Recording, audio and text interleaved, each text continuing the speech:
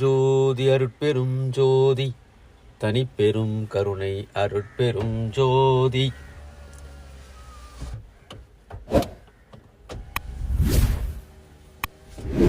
வள்ளலார் உலகுக்கு அருளி செய்த முழுமைச் செய்திதான் அருட்பெரும் ஜோதி தனிப்பெரும் கருணை. இது தமிழ் மொழியின் கொடை.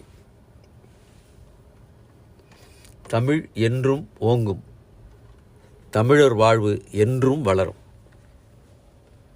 இதற்கு ஆதாரமான அடிப்படையான வாழ்வியல் செய்துதான் இந்த மகாமந்திரம்.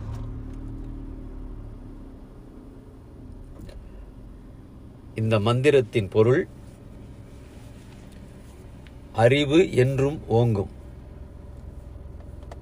உணர்வு என்றும் வளரும். ஆகவே ஓங்கும் அறிவை பற்றிய, வளரும் வாழ்வை பற்றிய ஒரு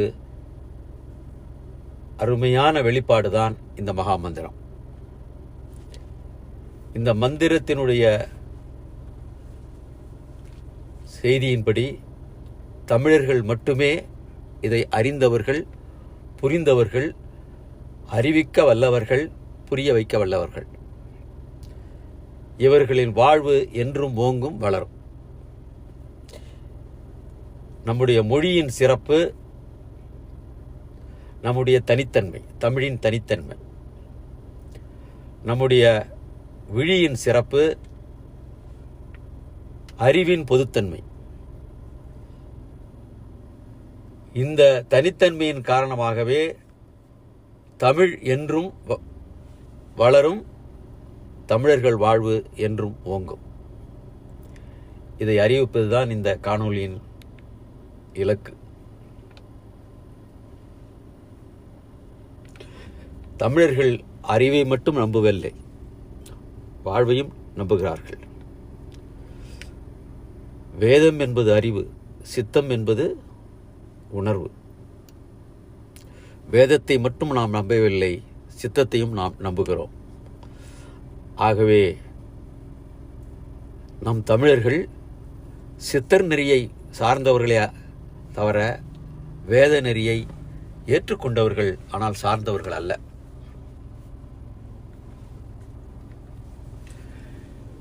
இந்த வேத நெறியும் சித்த நெறியும் எவ்வாறு வேறுபடுகிறது என்றால், வேத நெறி அறிவை முன்னிலைப்படுத்துகிறது, சித்தர் நெறி வாழ்வை முன்னிலைப்படுத்துகிறது. ஆனால் அறிவை மறுக்கவில்லை. ஆனால் வேத மரபு வாழ்வை மறுக்கிறது, உலக வாழ்வை அது மறுக்கிறது, தாழ்வும் உயர்வும் கற்பிக்கிறது. ஆகவே அதனுடைய பார்வை வேறு, வேதத்தின் பார்வை வேறு, சித்தத்தின் பார்வை வேறு. தமிழர்கள் வேதத்தை மறுக்கவில்லை, முதன்மைப்படுத்தவில்லை. சித்தத்தை முதன்மைப்படுத்தி வேதத்தை பின்னிலைப்படுத்துகிறார்கள். ஞானம் தான் வாழ்வுக்கு அடிப்படை என்றாலும் இந்த உலகில் வாழ்வுதான் நமக்கு அடிப்படை, வேதம் அல்ல. இது வேதம் என்பது உயர்வை கற்பிப்பது, சித்தம் என்பது நடுநிலையை கற்பிப்பது, தாழ்வை தவிர்க்க முயல்வது, உயர்வை காக்க முயல்வது. ஆகவே தமிழர்கள் வாழ்வு உலகத்தில் என்றும் வாழும், என்றும் ஓங்கும். அறிவு என்பது நம்முடைய நினைவு, வாழ்வு என்பது நம் உணர்வு. எப்படி இது ஓங்கும், எப்படி என்றும் வளரும் என்பதை பற்றிய ஒரு தெளிவை அறிந்த வாழ்வு தமிழர்கள் வாழ்வு. நாம் இன்றும் வாழ்கிறோம், நேற்றும் வாழ்ந்தோம், நாளையும் வாழ்வோம். நம்முடைய அறிவு அறிவே நம்மை அறிவை மறுக்கும், ஏற்கும், எதிர்க்கும், மறுக்கும், ஓங்கும். ஆகவே இதிலே தான் ஒருமையின் பார்வையிலே நாம் அறியாமையும் அறிவோம், அறிவையும் அறிவோம், இரண்டையும் மறுக்கவும் அறிவோம், மறுத்து ஓங்கவும் செய்வோம். ஆகவே நம் அறிவு என்றும் புதியது, உணர்வு என்றும் புதியது. ஆகவே இதைத்தான் வள்ளலார் குறிப்பிடுகிறார். நேற்று சொன்னதை கூட அவர் மறுக்க சொல்கிறார். அதனால்தான் சத்து விசாரம் என்று சொல்கிறார். சத்து விசாரத்திலே இன்றைய செய்தி என்ன என்றுதான் பார்க்க வேண்டுமே தவிர நேற்று கூறியதை திருப்பும் கூறக்கூடாது. அதையே போட்டு சொல்லிக்கொண்டு அதையே பின்பற்றி கொண்டிருந்தால் அதுவும் தேய்ந்து அழிந்துவிடும். அதாவது பழையன கழியும், புதியன தோன்றும். வாழ்வு என்பது என்றும் புதியது, அறிவு என்பது என்றும் பழையது. அறிவு ஓங்கிக் கொண்டே இருந்தால்தான் அது புதியதே தவிர அது புத்தகத்திலே வைத்து சிறை வைக்கப்பட்டு விட்டால் அது ஓங்காது. அது மொழி வழிதான் ஓங்கும். அது மொழி வழிதான் பேசிக்கொண்டே இருக்க வேண்டும், புதிதாக சிந்தித்துக் கொண்டே இருக்க வேண்டும். ஆகவே அந்த அடிப்படையில் வள்ளலார் சொல்லிய செய்தி, என்றும் அறிவு ஓங்கும், என்றும் உயிர் வளரும். இதனை நாம் அறிவதற்கும்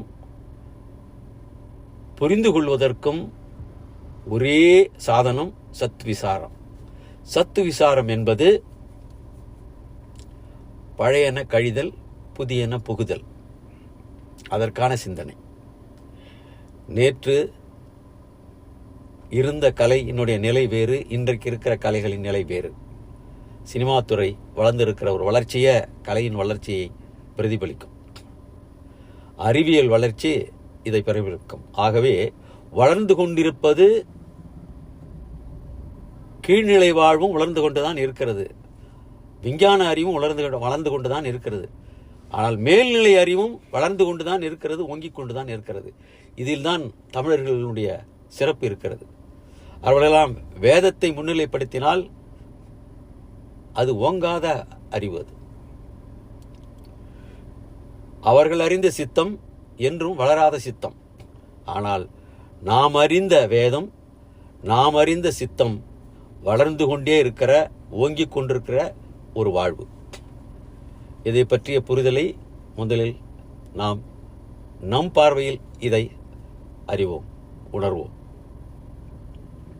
நமக்கு இருக்கிற, மனிதனுக்கு இருக்கிற மிக அரிய ஆற்றல் அறிவதும் உணர்வதும். விலங்கினங்களுக்கு உணர்வோடு, 5 உணர்வோடு நின்று விடுகிறது. மனித அறிவு 5 அறிவோடு நின்று விடுகிறது. இந்த மனத்தினுடைய அறிவு இந்த அளவிலே முடிந்து விடுகிறது. ஆனால் சிறப்பான அறிவின் காரணமாக, நுண்ணறிவு, நுண்ணுறவின் காரணமாக ஐயறிவு சித்தமாக உயரும். அது சித்தமாக மாறிய பிறகு பேரறிவையும் பேருணர்வையும் உணரும், அறியும். இப்போது அந்த சொற்கள் வழியாக இதை விளக்க வேண்டும் என்றால், காணும் ஒளி காட்சிக்குரியது, காணா ஒளி சித்தத்துக்குரியது. கேளும் ஒளி நம்முடைய 5 அறிவுக்குள் அது அடங்கிவிடும். கேளா ஒளி சித்தத்துக்குரியது. அதைத்தான் நம்ம உள்ளொளி, உள்ளுணர்வு என்று சொல்கிறோம். Inner vision and inner voice. இந்த ரெண்டுக்குள்ள இணக்கம் என்ன, பிரிவு என்ன என்ற மட்டும் பார்த்து புரிந்து கொண்டால் தமிழர்களுடைய ஒரு தமிழ் மொழியின் ஆழம், அகலம், உயரம் இதையெல்லாம் எளிதில் நாம் புரிந்து கொள்ளலாம். இகத்திலே இகவாழ்வும் பரவாழ்வும், இக பரவாழ்வும் பற்றிய விளக்கம்தான் இது. இகத்திலேயே பரத்தை பெற்று வாழலாம் என்பதுதான் வள்ளலாருடைய வாழ்வியல் செய்தி. இந்த உலகத்திலேயே இகத்தினுடைய வாழ்வு என்பது வேறு, பரத்தின் வாழ்வது என்பது வேறு. இரண்டு வாழ்வையும் இப்பூமியிலேயே ஒருவர் வாழலாம் என்கின்ற புதிய செய்தி தான் வள்ளலாருடைய வாழ்வியல் செய்தி. அது எப்படி என்பதை மட்டும் நான் விளக்குகிறேன். இக வாழ்வில் ஒரு தாழ்ந்த வாழ்வும் இருக்கும், உயர்ந்த வாழ்வும் இருக்கும், நடுநிலை வாழ்வும் இருக்கும். ஆனால் பரவாழ்வில் சமநிலை வாழ்வு மட்டுமே இருக்கும். அங்கே உயர்வும் இல்லை, தாழ்வும் இல்லை, நடுநிலையும் இல்லை. இப்போது நாம் வாழ்கிற இடம் எல்லையுடைய அளவை உடைய ஓர் இடம்தான் இகவாழ்வு. அதுதான் பூமி. பூமிக்கும் மையம் உண்டு. பூமி வானை சார்ந்து இருக்கிறது, வான் விண்வெளியை சார்ந்து இருக்கிறது, விண்வெளி வெளியை சார்ந்து இருக்கிறது. ஆகவே வெளி சார்புடையது அல்ல, அது தனித்தன்மையுடையது. விண்வெளி சார்புடையது, வான்வெளி விண்வெளியை சார்ந்திருக்கிறது. அதாவது பூமி என்பது வான்வெளியை சார்ந்திருக்கிறது. இப்போது இந்த அறிவை மட்டும் நாம் வகைப்படுத்தி விடலாம். எந்த அறிவு எதை சார்ந்து இருக்கிறது, எந்த அறிவு சுயமாக இருக்கிறது, எந்த அறிவு நடுநிலையாக இருக்கிறது என்பதை நாம் புரிந்து கொள்வதற்கு இந்த இடங்களை பற்றிய ஒரு புரிதல் வேண்டும். பூமி இருக்கிற இடம், பூமியில் வாழ்க்கிற உயிர்கள் எல்லாம் மண் சார்ந்ததாக, விண் சார்ந்ததாக, வான் சார்ந்ததாக இருக்கிறது. ஆகவே இந்த சார்புகளை கழித்துக் கொண்டே போனால் சார்பற்ற ஒரு இடம் நமக்கு புரியும். அதுதான் பூமி என்பது சார்புடைய இடம், வானம் என்பதும் சார்புடைய இடம், விண்வெளி என்பதும் சார்புடைய இடம். ஆனால் வெளி என்பது சார்பற்ற இடம். சார்பற்ற வெளி என்பதே ஓங்கும். அந்த சார்பற்ற வெளியை சார்ந்திருக்கிற விண்வெளியே என்றும் வளரும். வான்வெளியோ பூமியோ வளராது, ஓங்காது. உயிரினங்கள் மட்டுமே வளரும், மனித அறிவு மட்டுமே ஓங்கும். ஏனென்றால் அது வான் சார்ந்ததாக இருக்கிறது. வான் சார்ந்த வாழ்வும் ஓங்கும், விண்வெளி சார்ந்த வாழ்வும் ஓங்கும். ஆனால் எது முதன்மையாக ஓங்கும் என்றால் விண்வெளி சார்ந்த வாழ்வுதான் ஓங்கும். இப்போ நம்முடைய அறிவு, உணர்வு, இதனுடைய இருப்பிடம், அதனுடைய பிறப்பிடம், அதனுடைய வளர்ச்சி, அதனுடைய வாழ்வு, அதனுடைய முடிவு பற்றி நாம் ஆராய்ந்து தெரிந்து கொள்வோம். வெளியில் இருக்கிற வாழ்வு என்றும் ஓங்கும் வாழ்வு, வளரும் வாழ்வு அல்ல. விண்வெளியில் இருக்கிற வாழ்வு வளரும், ஆனால் ஓங்காது. ஆகவே விண்வெளியின் பிறப்பிடம் உயிர், பேருயிர். வெளியின் பிறப்பிடம் பேரறிவு அல்லது ஞானம். ஞானத்தின் பிறப்பிடம் வெளி, அது என்றும் ஓங்கும். விண்வெளியின் பிறப்பிடம் பேருயிர், அது என்றும் வளரும். சிற்றுயிர்கள் அனைத்தும் அது பேருயிர் சார்ந்ததாக இருந்தால் வான்வெளியில் இருக்கும். பூமியில் இருப்பவை பேருயிர் சார்ந்தவை மட்டுமல்ல, அது வான் சார்ந்த அறிவை சார்ந்தது. அதைத்தான் தேவர்கள் என்று இவர்கள் சொல்லுகிறார்கள். தேவர்கள் தான் பூமியினுடைய வாழ்வை வாழ்வித்துக் கொண்டிருக்கிறார்கள். இதை கற்பனையாகவும் சொல்லலாம், கருத்தாகவும் சொல்லலாம், உண்மையாகவும் சொல்லலாம். அது அவர்களுடைய அறிவினுடைய நுட்பத்தை பொறுத்தது. நம் தமிழர்கள் வெளிநிலை வாழ்வும் அறிந்திருந்தார்கள், விண்வெளி வாழ்வையும் அறிந்திருந்தார்கள், வான்வெளியின் வாழ்வையும் அறிந்திருந்தார்கள், பூமியின் வாழ்வையும் அறிந்திருந்தார்கள், புரிந்து கொண்டார்கள். ஆகவே அவர்கள் இரண்டாக பிரித்தார்கள். பரவாழ்வு, இகவாழ்வு என்று பிரித்து, இகத்திலே நாம் வான் சார்ந்த அறிவை மனம் என்ற கருவியால் புரிந்து கொண்டதால், அறிந்து கொண்டதால், உணர்ந்து கொண்டதால் நமக்கு அறிவு இப்போது வான் சார்ந்த வரை உயர்ந்திருக்கிறது. எல்லா மனிதர்களுக்கும் வான் சார்ந்த அறிவு இருப்பது இயல்பு. ஆனால் தமிழர்களுடைய அறிவு மிக மிக கூர்மையானது, விரிந்தது. ஆகவே அவர்கள் வானத்தையும் அறிந்திருந்தார்கள், விண்வெளியை அறிந்திருந்தார்கள், வெளியையும் அறிந்திருந்தார்கள். ஓங்கும் அறிவு வெளிக்குரியது, வளரும் உயிர் விண்வெளிக்குரியது. பிறந்து இறக்கவும் இறந்து பிறக்கவும் தோன்றி மறையவும் மறைந்து தோன்றவும் இருக்கிற இடம்தான் வான்வெளி. இதிலே உயிர்கள் பிறக்கும், வாழும், இறக்கும். இந்த வாழ்வானது, வாழ்வினுடைய காலம் வான் சார்ந்த வாழ்வுக்கு இருக்கிற வாழ்வினுடைய காலம், நம்முடைய வாழ்வினுடைய காலம் என்பது அந்த சுழற்சிக்கு ஏற்ப மாறுபடும். நம்முடைய ஒரு நாள் வாழ்வு என்பது பூமியினுடைய ஒரு நாள் என்பது ஒரு சுழற்சி. ஆனால் சூரியனுடைய சுழற்சி ஒரு வருடம். ஆகவே இடத்துக்கு இடம் காலம் வேறுபடுகிறது. இடம் வேறுபடும் போது காலமும் வேறுபடுகிறது. அப்ப காலம் வேறுபடும் போது வாழ்வும் வேறுபடுகிறது. வாழ்வு வேறுபடுகிற போது அதனுடைய ஆற்றலும் அறிவும் வேறுபடுகிறது. ஆகவே இங்க இருக்கிற மனிதர்களுக்குள்ள ஆற்றல் அறிவு, அறிவாற்றல், அறிவு ஆற்றல். ஆற்றல் என்றால் உணர்வு தான். அறிவு என்றால் அது ஒளி, அதாவது வெளிச்சம். ஆற்றல் என்பது அது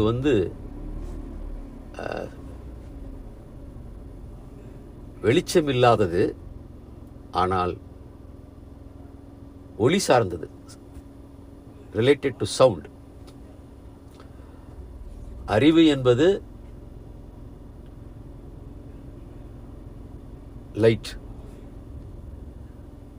ஆற்றல் என்பது சவுண்டு. அப்ப சவுண்டினுடைய பிறப்பினம் விண்வெளி, லைட்டோட பிறப்பிடம் வெளி. வானத்தில் என்ன இருக்குன்றா, லைட்டும் இருக்கிறது, சவுண்டும் இருக்கிறது, இருளும் இருக்கிறது, ஒளியும் இருக்கிறது. ஆகவே இந்த இடத்துல அது ஆற்றலும் இருக்கிறது. இங்கே உயிரும் இருக்கிறது, ஆற்றலும் இருக்கிறது, சிற்றுயிர்களும் இருக்கிறது, பேருயிர்களும் இருக்கிறது. பேருயிர் என்பது நமக்கு தெரிந்தவரை சிற்றுயிரையும் பேருயிரையும் எப்படி பிரித்து பார்க்கலாம் என்றால், அந்த உயிர்களின் எண்ணிக்கை வைத்து பிரித்து பார்க்கலாம். மல்டி செல்லுலார் என்றால் நம்முடைய பாடியினுடைய அதனுடைய புரிதல். நாம் ஒரு செல் பிராணி அல்ல, மனிதர்கள் மல்டி செல்லுலார். விலங்கினர்களுடைய உடம்பும் அப்படித்தான்.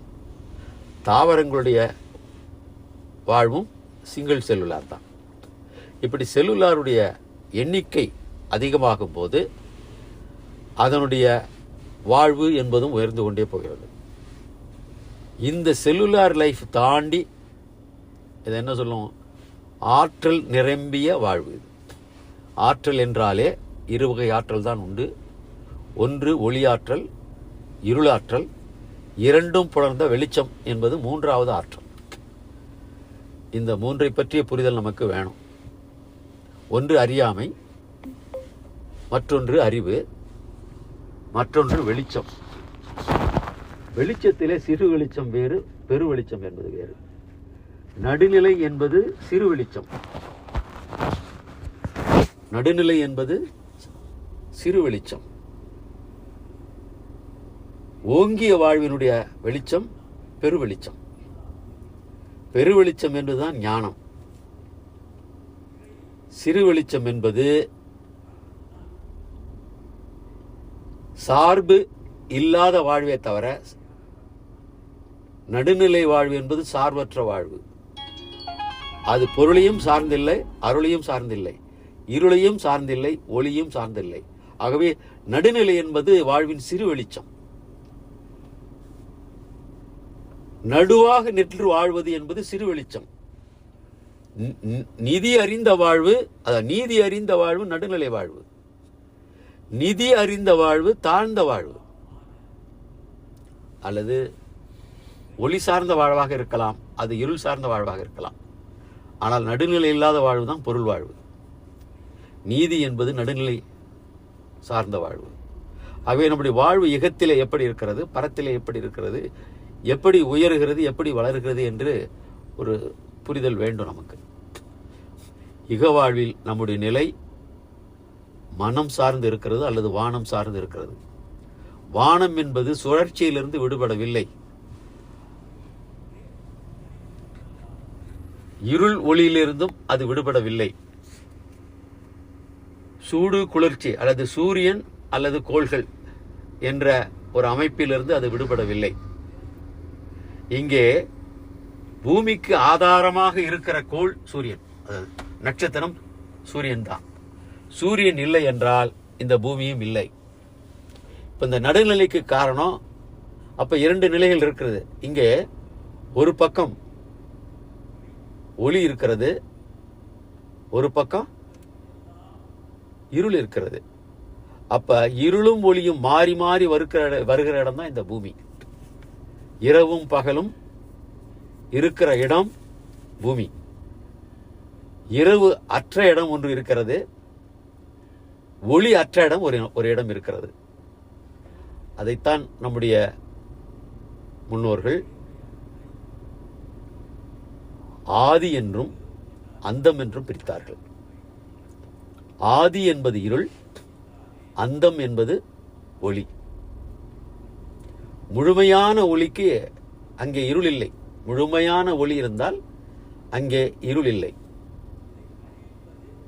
முழுமையான இருள் இருந்தால் அங்கே ஒளியே இல்லை. அதைத்தான் இருள் என்று சொல்கிறோம். அதை அவர்கள் தமிழர்கள் பிரித்து வைத்திருக்கிற விதம் அற்புதமானது. அதை அந்த இருளுடைய வெளிப்பாடு காந்த அலைகள் என்றும் ஏகாந்தம் என்றும் அறிவித்தார்கள். இனிது இனிது வாழ்க்கையிலே நமக்கு இனிது இனிது எதுவென்றால் ஏகாந்தம் இனிது. அதைவிட இனிது ஆதியை தொழுதல். அதைவிட இனிது அறிவுடையாரை சேர்தல். அதைவிட இனிது நினைவிலும் கனவிலும் அறிவுடையாரை நினைத்து கொண்டே இருப்பது, அவர்களுடைய உறவில் வாழ்ந்து கொண்டிருப்பது. இதுதான் வாழ்வினுடைய மிக அரிய நுட்பம். பேரின்பம் வேண்டுமென்றால் நமக்கு இருளை பற்றிய ஒரு புரிதல் வேண்டும். முழுமையான இருளை பற்றிய ஒரு புரிதல் இருந்தால் நமக்கு பேரின்பத்தை புரிந்து கொள்ளலாம், உணர்ந்து கொள்ளலாம். அந்தம் என்று சொன்னார்கள். அந்தம் என்பது ஒளி. அந்த அந்தம் என்பது ஒளியில் முடிகிறது. ஆரம்பத்தில் இருளில் தோன்றி அந்தத்தில் ஒளியில் முடிகிறது. இந்த ஒளியில் முடியும் போது அதற்கு அடுத்த நிலை என்ன பார்த்தா, இரண்டும் இருளும் ஒளியும் புணர வேண்டும். கீழ்நிலையில் அது பிரிகிறது. உயர்நிலையில் உயரம் எட்டிய பிறகு அது இருளும் ஒளியும் புணருகிறது. அந்த புணர்ச்சி தான் வெளிச்சம். வெளிச்சம் என்பதுதான் ஞானம்.